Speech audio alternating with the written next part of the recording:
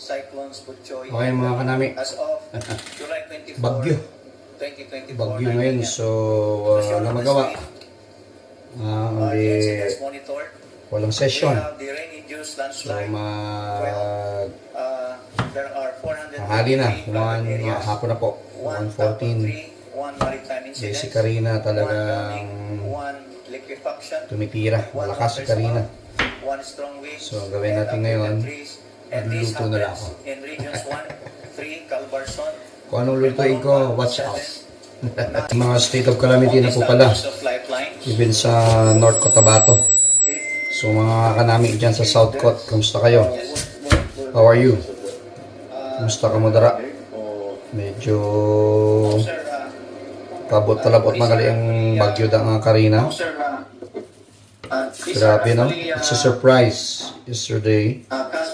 Hindi ko inakalain na may bagyo. Hindi ko na monitor ang weather. Punta ko sa Congress. I was surprised na ginsuspenda yung session. So, today, obviously, walang session po. Supposedly, today is Wednesday. No? Session na maatik ko to dahil ito yung after SONA. So after SONA, marami tayong itatake ng mga bills ayon dun sa utos ni direksyon ni Presidente. Pero dahil walang session, so walang action.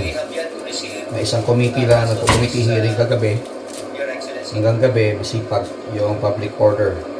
Dahil yun ay medyo semi-emergency dahil hawak nila yung issue ng POGO. Maliban dyan, wala na hearing, session, activity inside Congress.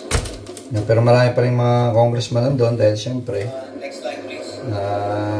marami pa rin mga work kahit paano. Especially we came from a long vacation, long recess from May ba yun? O until ngayon. And July 22 yung SONA ng Lunes. So, anong lulutuin ko? Hindi ko alam. Hindi ko alam. Ako hindi chef.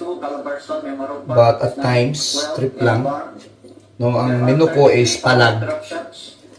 Ang tawag dara is palagpat. Yan. So, palagpatan natin kung ano yun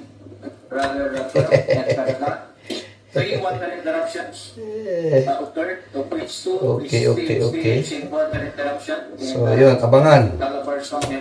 Kung ano gilang lutuon ko man. Gutom na. Siyempre, wala mag-deliver. Sino ba mag-deliver sa oras na ito? Diba? Oo, deliver. Kawawa naman. Napapahaka sila. O, ma-aksidente pa. Nung araw, ako yung nag-aaral po sa University of Santo Tomas bilang pharmacy way back 1980s. Sobrang baha po doon sa UST. Parang dagat po. At one unfortunate moment, alam niyo ba, nahulog ako sa manhole. Doon sa may Earnshaw Street, Bustillos area, alam niyo po yun. Dati nung araw may Iliana supermarket pa. May dalawang simbahan doon magkatapat. That was the baha experience. Pero, mind you, mas ma-okay na po ngayon ang baha kumpara noong araw. Grabe. Hanggang dito. Kawawa yung mga kaklase na may mga babae dahil basa talaga. You can imagine. Ang pinakamataas na lang doon na pwedeng lakaran sa Espanya. Sa railings po, sa gitna ng Espanya Boulevard ba yun? Or Espanya Highway o Espanya Street. So abangan natin. Tingnan natin kung anong gagawin ko. Bumaba ang tubig, maging passable ulit yung daan. Makapunta na sila agad. So those natin paganda ang mabuti. So sa kasalukuyan, walo na ang patay? Well, 2 injured, 1 missing. Lagi yan, yung mga naayos. Due to southwest monsoon tropical cyclones. Ano man yan? Hindi ko alam. Actually, hindi naman gaano dramatic yung lulutuin ko. Spanish sardines is the olive oil. Maulan eh. I want something that's sarap magkamay. Sa kanin.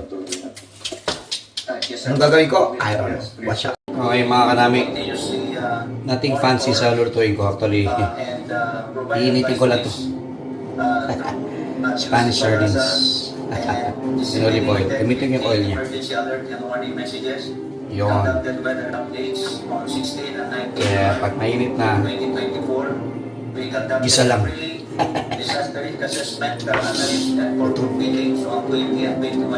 Nagisa ta. Siyempre, bawang. No brainer. Hindi ka na maging magaling.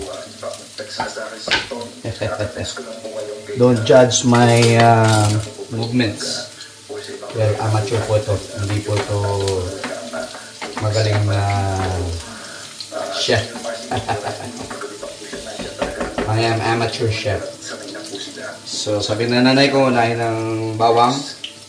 Sunod sa marawang sibuyas. Sa amin ang tawag dito, sibuyas Bombay. Okay.